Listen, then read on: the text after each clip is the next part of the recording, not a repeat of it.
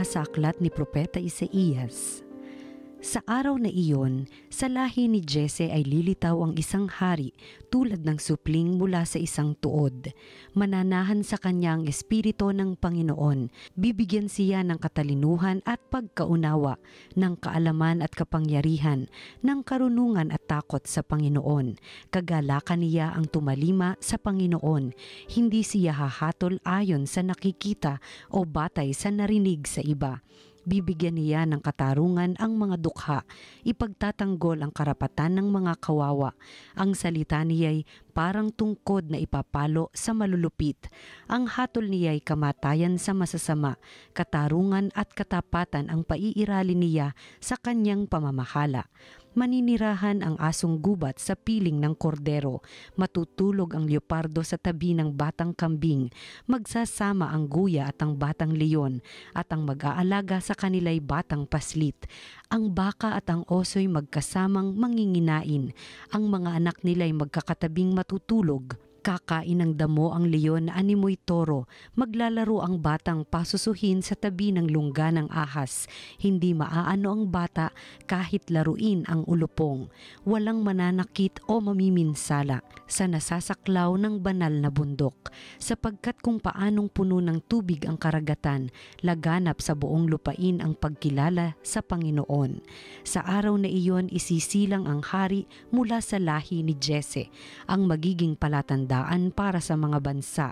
Ang mga bayay tutungo sa banal na lungsod upang parangalan siya at magiging maningning ang kanyang luklukan.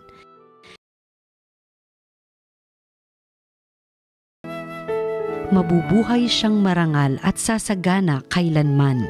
Turuan mo yaong haring humatol ng katuwiran, sa taglay mong katarungan o Diyos siya'y bahaginan, upang siya'y maging tapat mamahala sa iyong bayan, at pati sa mahihirap maging tapat siyang tunay.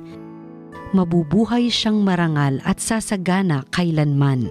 Yaong buhay na matuwid sa kanyang kapanahunan, madama ng bansa niya at umunlad habang buhay. Yaong kanyang kaharian ay palawak ng palawak, mula sa ilog Eufrates sa daigdig ay kakalat. Mabubuhay siyang marangal at sasagana kailanman. Kanya namang ililigtas ang sinumang tumatawag, lalo yaong nalimot ng mga taong mahihirap. Sa ganitong mga tao siya'y lubhang nahahabag, sa kanila tumutulong upang sila ay maligtas. Mabubuhay siyang marangal at sasagana kailanman. Nawa yaong kanyang ngalan ay huwag nang malimutan, manatiling laging bantog na katulad nitong araw. Nawa siya ay purihin ng lahat ng mga bansa, at sa Diyos silang lahat dumalangin. Hari nawa pagpalain kaming lahat tulad niyang pinagpala. Mabubuhay siyang marangal at sasagana kailanman. Pagbasa mula sa sulat ni Apostol San Pablo sa mga taga-Roma. Mga kapatid, anumang nasa kasulatan noon pang una ay nasulat sa ikatututo natin, sapagkat lumalakas ang ating loob at nagkakaroon ng pag-asa kapag binabasa natin ang mga aral na natatagpuan dito. Loobin nawa ng Diyos na nagpapatatag at nagpapalakas ng loob, na mamuhay kayong may pagkakaisa kay Kristo Jesus. Sa gayon, sama-sama kayong magpuri sa Diyos at Ama ng ating Panginoong Hesukristo. Kung paanong kayo'y malugod na tinanggap ni Kristo, gayon din ang gawin ninyo sa isa't isa upang maparangalan ninyo ang Diyos. Sinasabi ko sa inyo, si Kristo'y naging lingkod ng mga Hudyo upang ipakilala na tapat ang Diyos at tinutupad ang mga pangako niya sa mga patriarka. At ang mga hintil na may magpuri sa Diyos dahil sa kanyang habang ayon sa sinasabi ng kasulatan, kaya't papupurihan kita sa harapan ng mga hintil at aawitan ko ang iyong pangalan. Ang salita ng Diyos. Salamat sa Diyos. Ang mabuting balita ng Panginoon ayon kay San Mateo. Noong panahong iyon, si Juan Bautista'y dumating sa ilang ng Judea at nagsimulang mangaral. Sinabi niya, "Pagsisihan ninyo't talikdan ang inyong mga kasalanan, sapagkat malapit nang maghari ang Diyos." Si Juan ang tinutukoy ni Propeta Isaías nang sabihin ito. Ito ang sabi ng isang sumisigaw sa ilang, ihanda ninyo ang daraanan ng Panginoon, tuwirin ninyo ang kanyang mga landas. Hinabing balahibo ng kamelyo ang damit ni Juan at balat ang kanyang pamigkis. Ang kanya namang pagkaibalang at pulot-pukyutan, at pumunta sa kanya ang mga taga-Jerusalem, taga-Judea at mga naninirahan sa magkabilang panig ng Hordan. Ipinahayag nila ang kanilang mga kasalanan at sila'y bininyagan ni Juan sa ilog Hordan. Ngunit nang makita niyang marami sa mga Pariseyo at mga Saduseyo ang lumalapit upang pabinyag, sinabi niya sa kanila, "Kayong lahi ng mga ulupong, sino ang nagbabala sa inyo upang tumakas sa parusang darating? Ipakilala ninyo sa pamamagitan ng inyong pamumuhay na kayo'y nagsisisi. At huwag ninyong ipangahas na kayo'y anak ni Abraham.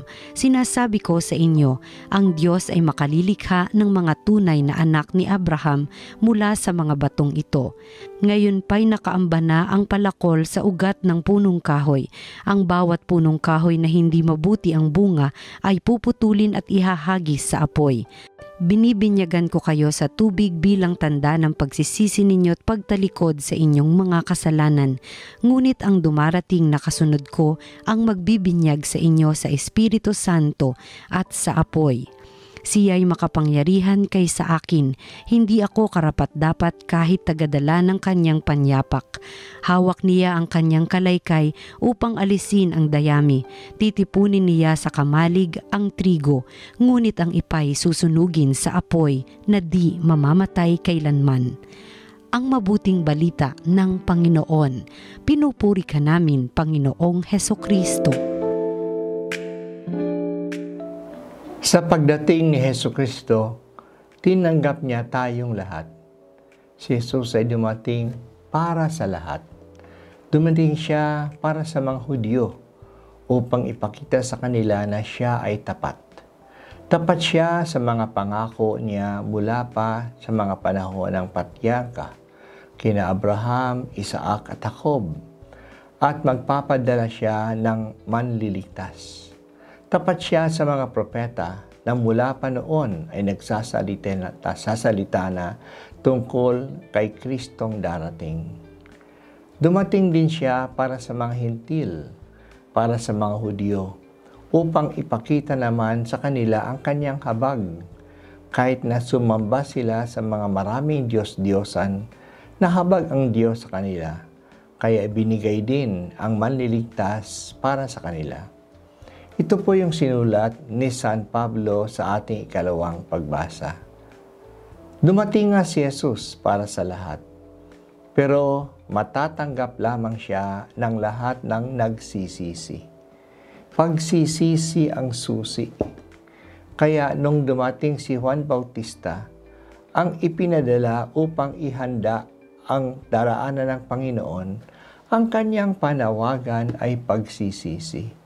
Ituwid na ang ating buhay kasi darating na ang Panginoon. Ito ay panawagan para sa lahat at hindi lang para sa mga masasama at makasalanan. Pati na ang mga Pariseyo, ang mga matuwid na tao noong panahon ay kailangan ding magsisi. Para sa atin din, lahat tayo kahit ng mga taong simbahan, kailangan din magsisi. Huwag dapat silang magdahilan na hindi nila ito kailangan.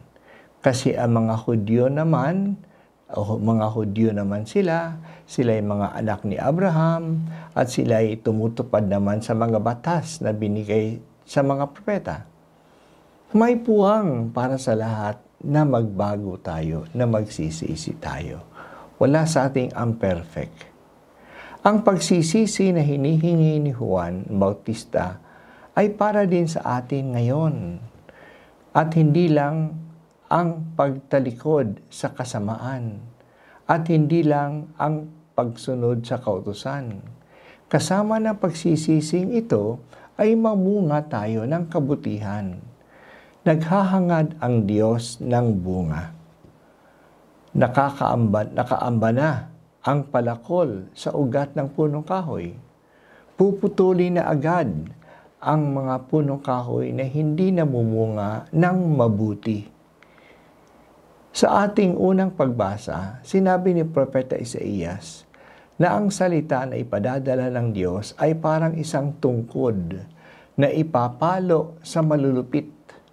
Hahatol siya ng kamatayan sa mga masasama at paiiralin niya ang katapatan at katarungan. Ito ang bungang inaantay na magkaroon ng katarungan para sa mga dukha. Kailangan natin ito sa atin na dumadami ang mga mahihirap, na mas nararamdaman ng mahihirap ang kahirapan sa panahon ng Kapaskuhan. Nakikita nila ang mga magagandang bagay, damit at pagkain na nakadisplay sa mga tindahan, sa mga malls, sa telebisyon at sa kanilang mga cellphone. At alam nila na ang mga ito hindi para sa kanila. Ang mensaheng ito ay para sa atin ngayong panahon ng Adbyento. Si Jesus, ang manliligtas, ay ipinangako sa atin noon pang unang panahon at na siya ay darating at dumadating nga siya. Tapat ang Diyos sa kanya pangako at siya ay mahabagin sa ating lahat. Dahil sa darating siya, tanggapin natin siya. Ang paraan ng pagtanggap sa kanya ay ang pagsisisi. Magbago tayo. Ngayon, may iba't ibang antas ng pagsisisi. Unang antas ay talikdan at iwanan na ang mga kasamaang ginagawa natin. Ang galit, ang inggit, ang paghihiganti, ang katamaran, ang kasakiman, ang bisyo ay dapat iwanan na. Ito'y dapat susundan ng pangalawang antas. At yan ay ang pagsunod sa mga utos ng Diyos. Tulad ng magdasal ng palagi, magsimba tuwing linggo, tumulong sa mga nangangailangan. Kaya nga ang panahon ng Adbyento ay panahon din ng pagkawang gawa. Huwag tayong maging malayaw sa ating sarili at maging mapagbigay tayo sa iba. Kung ito'y magagawa natin, darating sa atin ang huling antas ng pagbabagong buhay. At iyan ay ang pagbubunga ng kabutihan. Sa ating kabutihan, sinisikap natin na mabigyan ng katarungan ang mga dukha, na matugunan ang pangangailangan ng mga mahirap. Yan po ang panawagan sa atin ngayong panahon ng Adbyento. Kaya tingnan natin ang ating sariling kalagayan. Ano bang kasamaan na dapat kong ituwid? Ang mga pagkukulang na dapat kong punan? Mayroon bang sama ng loob na dapat pawiin? Mayroon ba akong binubuli o sinisiraan sa social media? Tingnan din natin ang kabutihan na dapat nating gawin. Naging tapat ba ako sa aking panalangin? Kailangan bang dalawin ang ilang matatanda at may sakit na hindi ko na pinapansin? Nagbabalik handog ba ako ng aking yaman? Ngayong linggo ay araw din ng mga may kapansanan. Baka may kilala ako ng may kapansanan na matutulungan ko. Pag-isipan po natin upang makatugon tayo sa panawagan ng Adbyento. Kasi darating ang Panginoon, sana po handa natin siyang tanggapin. Ngayon, sa pamagitan ng pagtanggal ng kasamaan, sa pamagitan ng paggawa ng kabutihan, sa pamagitan ng paninindigan para sa mga nangangailangan.